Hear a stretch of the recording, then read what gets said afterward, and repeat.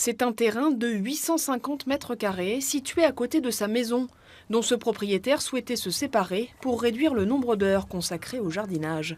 Mais sa demande vient d'être refusée.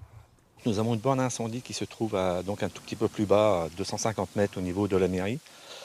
Et donc aujourd'hui, pour la construction, il faudra qu'elle se trouve au maximum à 240 mètres.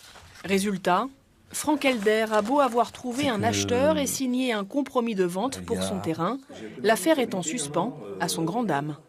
Il s'est vendu des terrains il y a un peu plus d'un an, un tout petit peu plus haut dans la rue, où ça se trouve à, je vous dis, à 700 mètres minimum des bornes à incendie.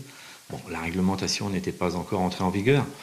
Aujourd'hui, je me dis que là, il y a quand même un acharnement aujourd'hui qui pèse un petit peu et qui m'énerve, quoi. À Bractuy, village de 340 habitants, 2 permis de construire viennent d'être refusés. Les maisons concernées sont situées à plus de 200 mètres des bornes incendie.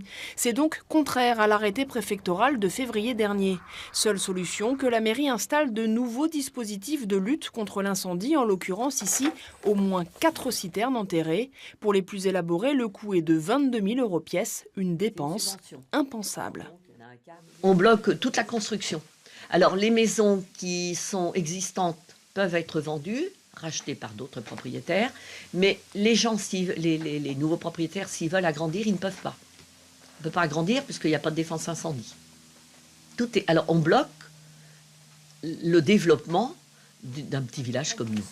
Devant l'inquiétude des maires, un groupe de travail a été mis en place avec la préfecture. Mais avec cet arrêté, les services de l'État estiment avoir déjà assoupli une loi plus stricte de 1951, jamais respectée jusqu'alors.